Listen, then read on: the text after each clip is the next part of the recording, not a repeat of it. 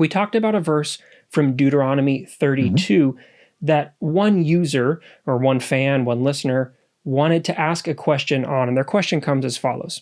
Hey guys, another great video. Thank you so much.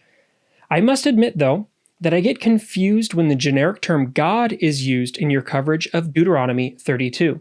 I had thought that with the discovery of 4Q Deuteronomy, we know that Elyon, as the highest in the pantheon, is apportioning Israel to Yahweh at that time, a second-tier deity. I'm not sure if I heard you guys right, but it sounded like your interpretation of the passage is instead that God is apportioning to himself. Is that your take on this? And so the reference here that they're talking about, I'm going to pull it up on screen. This is in Deuteronomy 32, and this is one of those divine counsel scenes that we get in the Bible. And there's a number of layers here that are going on that if you want to go back and watch that biblical redaction episode to get the full conversation about all of what's happening here, we encourage you to go do that. But Bob, this question about the way, because we did read through that, you know, God is, what's going on here? What terms do we use? Why do we use? What does it say? It gets a little complicated, right? So are they fair in saying who's doing what and how do we need to talk about that? Yeah, this is a good question. And again, not just to self-promote a book that I wrote, but I spent a lot of time on this very issue in my Melchizedek book that I wrote on Genesis 14, where the idea of El Elyon, that we find this idea, El Elyon, well, let's put it this way, El and Elyon are two deities up in the Canaanite, but up in the Ugaritic pantheon. We actually have inscriptions that refer to El and Elyon, El wa Elyon. So they're two different deities. We see them come together kind of as one El Elyon, but we know in Canaan, we know at Ugarit, that this was a deity. It was a known deity, Elyon.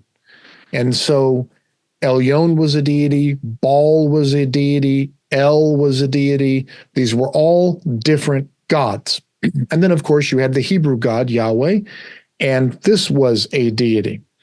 And what takes place over time is that some of these deities, either their names and or their attributes get conflated. They get merged into the character, into the persona of the Hebrew deity. And so sometimes they take on the attributes.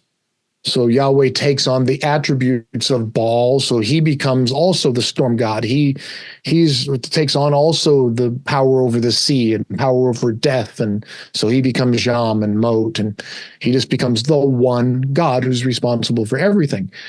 But also the names. So El is no longer the name for the deity El, but it just becomes shorthand for Elohim. Elohim, by the way, is plural for gods, but Elohim can just become a generic name for God.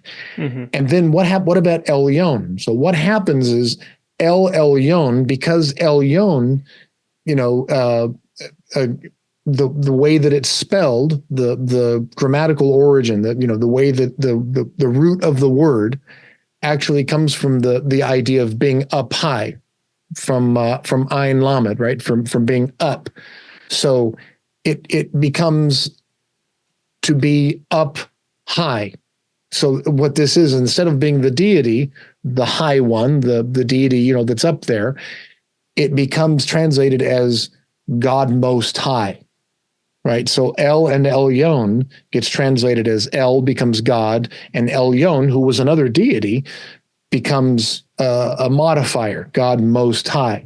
Right. And so instead of it being Yahweh and El and Elyon, it becomes El Elyon becomes God Most High. Well, who is that? And then they push that in to Yahweh.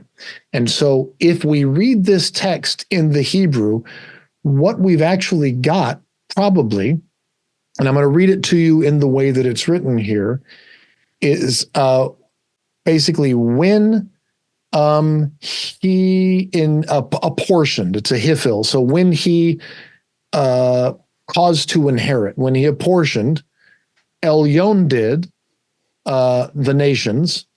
When he divided the sons of man, the humankind, he fixed the boundaries of the people according to the number. And what we think it said originally is according to the number of gods. So when Elyon, the chief deity, apportioned all the nations, he fixed the boundaries of the peoples according to the number of gods. And what the verse is trying to say here is that why do all of these different peoples live in all of these different places with kind of fixed boundaries and each have a national deity? Right. And so what it's saying is when the Most High, it says Most High, but when Elyon literally did this, he gave each of the people their own place and gave them their own God. And then verse 9, and Yahweh, it's got the actual divine name there, Adonai, had his portion was his people, right? Jacob, his allotted share. And so what the verse probably originally said was when Elyon was splitting up all these people, right? They were split up according to the number of gods, and Yahweh got basically Israel, his chosen people. Yahweh got Israel. And that's what the Bible's talking about. When it was polytheistic, when Yahweh was the national God of Israel, the Hebrews, right, the Israelites, that makes perfect sense. Don't worship any other God. There will be no other gods before me. You only worship this God. But all these other peoples have their own gods. But when you read it at a later date, Elyon, as I argue in Genesis 14, right? Elyon becomes synonymous with Yahweh. So Right. now they translate Elyon not as a separate deity, but the Most High. So now it's Yahweh apportioning them. So they'll read it as when the Most High apportioned the nations, when he divided it, he fixed it according to the number of gods, and he apportioned it, what? To himself. Yeah. Okay, so now you've got this move where God's giving all these other people and their gods, and then he keeps Israel for himself. Fine. But then a little later, it's like, what do you mean other gods? So then later there's this movement of you can't say other gods. So this is when we see the changes according to the B'nai Yisrael in the Masoretic text, according to the sons of Israel. Well, that doesn't make any sense. And then in Septuagint, you've got according to the angels of God. They fix it a different way, and they change that. What doesn't really make any sense. The angels of God. So one changes it to the sons of Israel, and one changes it to the angels of God, because it probably originally said according to the number of the gods. But when the long answer is we've got a lot of complications. Correct. And so with this, when we're reading this, I think should we be calling this Elyon? Should we be calling this Most High? Should we be reading this as God? It kind of depends on what period of time do you want to place yourself in the history of this text. Correct. Are you reading this as that early phase? Right. And yep, Elyon is doing this. Are Right. we moving towards a later period? Because that reading this together of God is apportioning this to God's self, it's that harmonization read that we get. But it also, I think there's something in that harmonization that fixes a real discomfort, because God's allotted share, God's own portion, was his people. Right.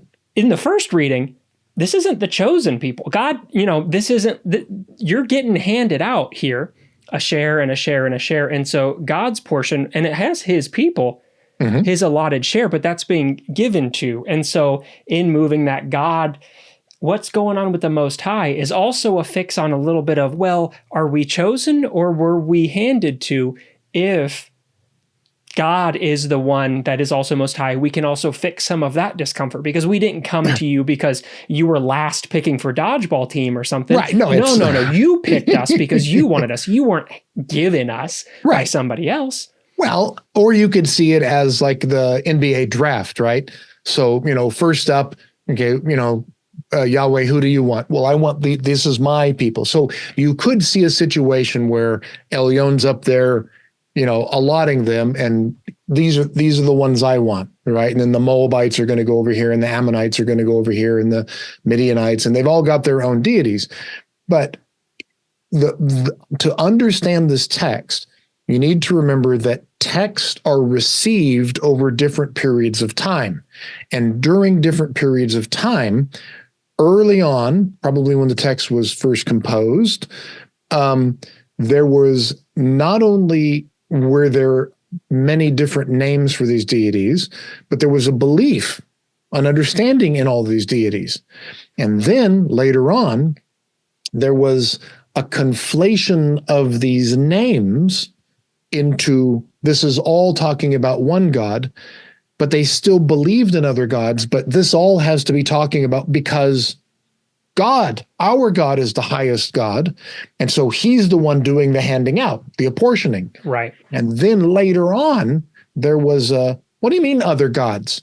You know, when you're in exile, when you're coming back from an exile, when they go from monolatry, worshiping one God, but acknowledging other gods, to this monotheistic, there is only one God. They've got to get rid of to the number of gods. And so one solution is to change it to the children of Israel. And the other solution is to throw the word angel in there, and the angels of the gods. It's different solutions. But the trick to understanding these texts is to realize they were received and read over different periods of time, and sometimes they solve it with just understanding it differently. Sometimes they conflate, and sometimes they physically change.